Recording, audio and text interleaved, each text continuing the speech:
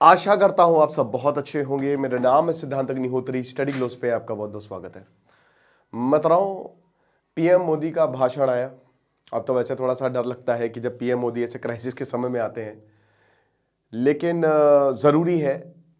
प्रधानमंत्री हमारे देश के लीडर हैं, सबसे आगे वही रहते हैं और उन्होंने देश को संबोधित किया है और कुछ कहा है। अब उन्होंने क्या कहा है, एक एक करके चीज़ों को जानते हैं। आधे घंटे की 24-25 मिनट की ये स्पीच मैंने पूरी सुनी और उसके बाद पीएम मोदी ने कुछ बातें बताई हैं। पीएम मोदी ने सबसे पहले बोला है कि जो वेस्ट एशिया की सिचुएशन है वो चिंताजनक है, दैट इज वरीसम, और ग्लोबल इकोनॉमी, सिविलियन लाइफ्स और भारत की जो नेशनल सिक्योरिटी है उसको सीधा सीधा ये इफेक्ट कर रही है। ठीक है, तो भाई देखो, पीएम मोदी ने ये माना है कि सिचुएशन खतरनाक है। उन्होंने ये भी बोला कि हरदीप सिंह पुरी और जो भी रेलेवेंट मिनिस्टर्स हैं उन्होंने हमको इन्फॉर्म किया और बताया, जायज़ा ले रहे हैं।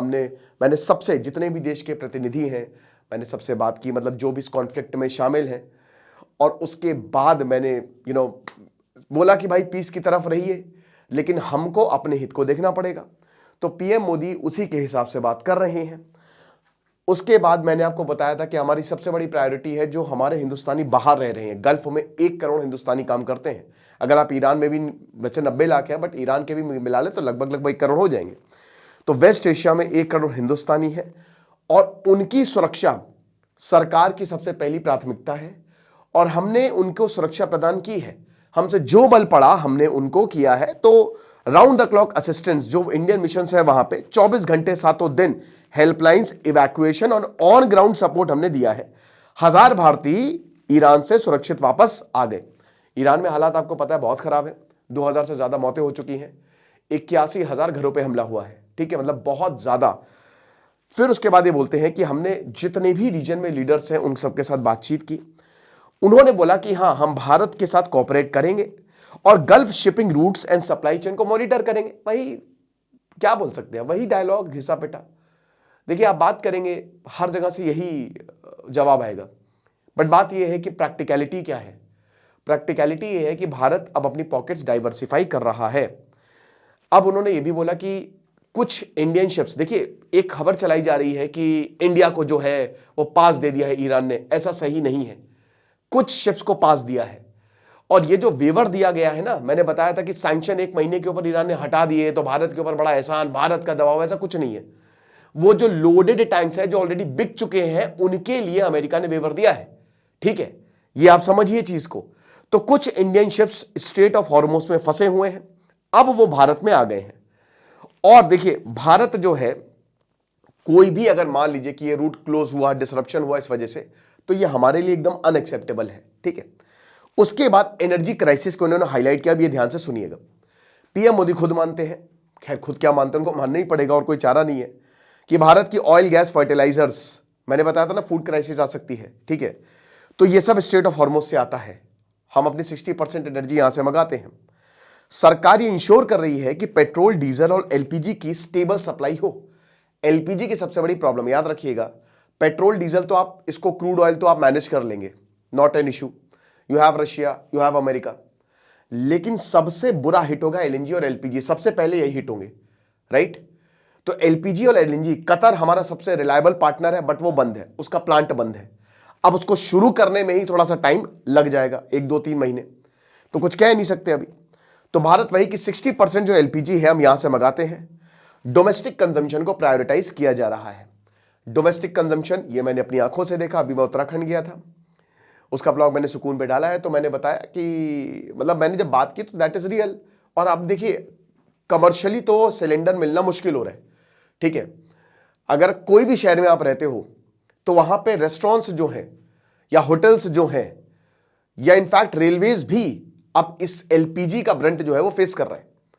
क्राइसिस है, मुश्किल है।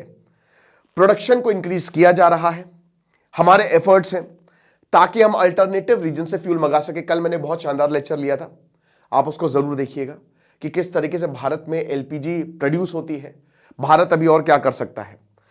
फिर तारीफ की इन्होंने कि 11 साल में भारत ने अपने एनर्जी इंपोर्ट्स को डाइवर्सिफाई किया है। 41 देशों में से 27 से हम मंगा रहे हैं, ठीक है ना।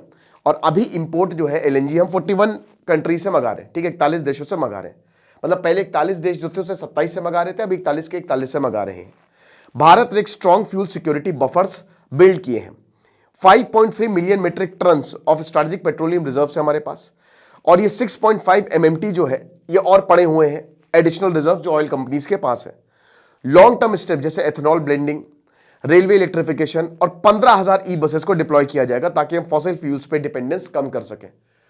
अब ये बात बोली है, यहां पे कुछ चीजें गौर करने वाली हैं। प्रधानमंत्री मोदी जी कह रहे हैं कि हमको इलेक्ट्रिफिकेशन की तरफ बढ़ना है। That means crisis is real. हमारे पास स्ट्रैटेजिक रिजर्व्स हैं, बट अभी वो फिजिबल, आप तुरंत उसको उखाड़ नहीं सकते कि आपने निकाला और उसको यूज में लिया है। इसीलिए भारत इतना इंपोर्ट करता है क्योंकि हमारे पास जो रिजर्व्स हैं वो अभी पड़े हुए हैं, अभी प्रोसेस करने में वक्त लगेगा, ना ही ऐसी कोई बहुत बड़ी गैस फील्ड की डिस्कवरी हुई हमारे यहाँ, ठीक है। भारत की जो डोमेस्टिक नीड है वो अच्छी खासी है, ठीक है।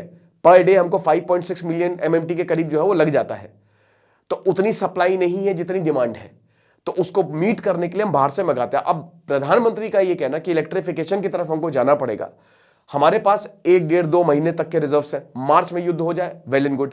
अच्छी खबर यह कि बैक चैनल डिप्लोमेसी शुरू हो चुकी है, लेकिन आज ही अभी मैंने इस पर लेक्चर भी लिया था कि स्कॉट बेसेंट ने बोला है कि वॉर लंबा चलेगा। हमने कांग्रेस से $200 बिलियन की मांग की है, अधिक फंड की मांग की है, तो ये वॉर लंबा चलेगा। हो सकता है ये अप्रैल मई तक चल जाए, और अगर इतना लंबा वॉर चल गया तो फिर तो हाहाकार मचेगा मेरे भाई, ठीक है। तो ये चीज हमको थोड़ी सी समझनी पड़ेगी, और इसी को लेकर प्रधानमंत्री मोदी जी कह रहे हैं कि हमको अलर्ट पे रहना है, हमको यूनाइट रहना है, जैसे हम कोविड में थे। अब कोविड का मतलब ये नहीं है कि सब लॉकडाउन लग जाएगा। लॉकडाउन क्यों लगेगा? लॉकडाउन का कोई मतलब थोड़ी ना, कोई महामारी तो है नहीं। लेकिन हाँ, जैसे कोविड में हम डिसिप्लिन में आ गए थे, ठीक है, बहुत टफ समय था लेकिन हम यूनाइटेड थे, हमने उस टफ समय को झेला। तो हो सकता है इसमें भी ऐसा ही टफ समय, क्योंकि देखिए अगर आपकी एनर्जी महंगी होगी तो सब महंगा हो जाएगा। महंगी की भी बात नहीं है, आप चलो ब्लैक मार्केट पे भी खरीद लो, अवेलेबल तो हो। सबसे बड़ी बात तो अवेलेबिलिटी की आ जाएगी ना, कि कहां से लेके आएंगे, तो ये चीज है। लेकिन देखिए डरने की जरूरत नहीं है, कोई घबराने की जरूरत नहीं है। याद रखिए कि जब भी इंसान मुसीबत को देखता है ना, तो वर्स्ट केस सिनारियो हमेशा इमेजिन करके चलता है, और आप भी यही करें कि वर्स्ट से वर्स्ट क्या हो सकता है, ठीक है, उस हिसाब से प्लान बनाएंगे तो सबसे बेस्ट होता है। उसी हिसाब से भारत भी प्लान बना के बैठा हुआ है। भारत की जो एनर्जी ट्रांजिशन है, 250 गीगावाट रिन्यूएबल कैपेसिटी है, 140 गीगावाट सोलर पावर है, 40 लाख रूफटॉप इंस्टॉलेशन है, 200 कंप्रेस्ड बायोगैस प्लांट्स है। कोल आउटपुट जो है वो 100 करोड़ टन को क्रॉस किया है। देखिए पावर प्लांट्स की प्रॉब्लम नहीं है, कोल भी हम बाहर से मंगाते हैं, कोयला के कल पट कोयले के बहुत सारे अल्टरनेटिव्स हमारे, ठीक है। गल्फ तो बहुत, उसका कोयले का इतना नहीं, कोयले पावर बिजली का कोई संकट नहीं आने वाला है, ठीक है, क्योंकि देखिए गर्मी आने वाली है और फिर भाई अब तो बिजली बहुत ज्यादा यूज होगी। पर thanks to solar rooftop power plants बहुत सारे, हर कोई अब सोलर ही लगवा रहा है, वो बेस्ट होता है। लेकिन तो उसको यहाँ पे बता रहे थे कि रिन्यूएबल एनर्जी है हमारे पास, हम बाकी चीजों से भी काम चला सकते हैं।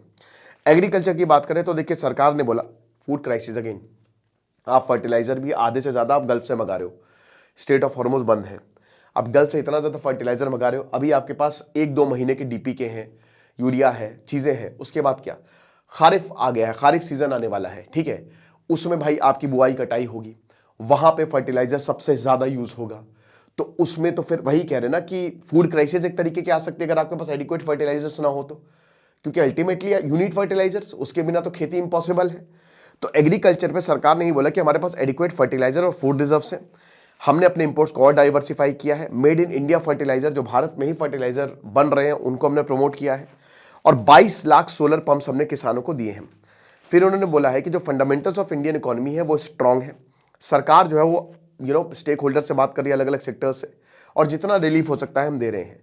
डिप्लोमेसी की बात करें तो वही बता रहे कि कंसर्न्स की भाई हम बहुत परेशान हैं, आप इसको बंद करिए, सिविलियन और एनर्जी इंफ्रास्ट्रक्चर पर अटैक हो रहा है, तो डायलॉग और अर्ली रेजोल्यूशन की बात हो सकती है। देखिए भारत इसमें मीडिएट कर सकता है, ये बहुत अच्छा मौका है, और मेरे ख्याल में भारत को बोलना भी चाहिए, क्योंकि डोनाल्ड ट्रंप तो बहुत बोल रहे थे कि 8 विमान गिरे, 7 विमान गिरे। अब डोनाल्ड ट्रंप के कितने विमान गिरे हैं? 6 गिरे हैं कि 8 गिरे हैं कि 10 गिरे हैं? F-35 गिर गया है। तो भारत बोल दे, अच्छा मौका, लपेट ले डोनाल्ड ट्रंप को। बोलेंगे नहीं ना हम लोग। सिक्योरिटी एजेंसीज अलर्ट पे हैं, बॉर्डर और साइबर सिक्योरिटी। याद रखिए कि पाकिस्तान बगल में है। आसिम मुनीर ने शियाओं को बोल दिया कि भाड़ में जाओ, तुम जाओ ईरान, तुमको जो भी करना है करो। तो कुछ एलिमेंट्स जो हैं वो इस सिचुएशन को एक्सप्लॉइट कर सकते हैं। भारत तो चाह रहा है भाई एक बार, मतलब एक बार हमला हो जाए, देखो भाई, भारत के पास, मैंने आपको 1 महीने पहले ही बता दिया था कि बहुत बढ़िया मौका है, ठीक है। अभी पीएम मोदी ने एकदम से ये सुरसुरी छोड़ दी है कि है हमला कर दो, है कोई बात नहीं, बॉर्डर खाली, आ जाओ हमला, पाकिस्तान है आसिम मुनीर, आजा आजा बेटा आजा। उसके बाद ऐसा घेर के तड़ापड़, वो नहीं होता था क्लास में कि डाल दो कंबल पट पटापट, पता ही नहीं चलता था कौन मारा। तो वैसे ही बता रहे कि मार मार के पीओके ले लेंगे। हाँ, बढ़िया मौका है यार, इधर हर जगह युद्ध चल रहा है, ठीक है, थोड़ा हम भी युद्ध खेल ले, मजा ही आ जाए, कोई बचाने थोड़ी ना आएगा, है ना। उधर पाकिस्तान सऊदी से बोलेगा कि अरे तुम हमको बचाओ, तो सऊदी 4 लपड़ मारेगा कि साले तुम हमको आए बचाने, वहां पे ईरान हमको आ रहा है, तुम हमको आए, है ना। तो भाई मजा आ जाएगा। उधर इजराइल से बोल देगा कि अबे इजराइल, एक तुम बैलिस्टिक मिसाइल जरा यहां से मार दो, बोल देना मिस फायर हो गया। तो बढ़िया मौका है गुरु। तो पीएम ने ये भी बोला है कि जो इंपैक्ट है कॉन्फ्लिक्ट का वो लॉन्ग टर्म हो सकता है। तो कोविड-19, अच्छा ये सुन के काफी लोग डरेंगे, पर डरिए नहीं। कोविड-19 जैसी सिचुएशन पे आप, जैसे हम उस समय थे, तो अभी आप प्रिपेयर रहें, ठीक है। थोड़ा सा दिक्कत हो सकती है, इमरजेंसी सिचुएशन आ सकती है, बट देखिए याद रखिए कि हर तरफ पूरी दुनिया में है ना कि भाई किसी भी तरीके से युद्ध रुकवाओ, इस पे बहुत ज़्यादा खासा ध्यान दे दिया जा रहा है। एग्जाम सीबीएसई एग्जाम्स की बात करें तो वो सीबीएसई में कैंसिल हुई, मिडिल ईस्ट में कैंसिल हो चुके हैं, और स्टूडेंट्स की एकेडमिक कंटिन्यूटी मेंटेन रहे। तो यहाँ पे मोदी जी ने यही बोला कि देखिए क्राइसिस जो है वो इकोनॉमिक रेजिलियंस डिमांड करती है, energy security planning, strong diplomacy और नेशनल यूनिटी, तो इन पर काम करना है। तो ये सारी चीज़ें हैं, बट ये एक्सपेक्टेड थी, पीएम मोदी ये बोलेंगे, ऐसा कुछ भी नहीं है जो हमको नहीं पता था या जो आपको नहीं पता था। यही भारत की डेमोक्रेसी की ताकत है। ये सारी चीज़ें मैं भी आपको बता चुका हूँ, हर कोई आपको बता चुका है कि इन चीज़ों पर लेकर दिक्कतें आ सकती हैं, बट मुझे लगता है एंड आई स्टिल बिलीव कि ये वॉर रुकेगा, बहुत जल्द रुकेगा, इसका कुछ ना कुछ सोल्यूशन निकलेगा। बाकी आप बताइए आपको क्या लगता है।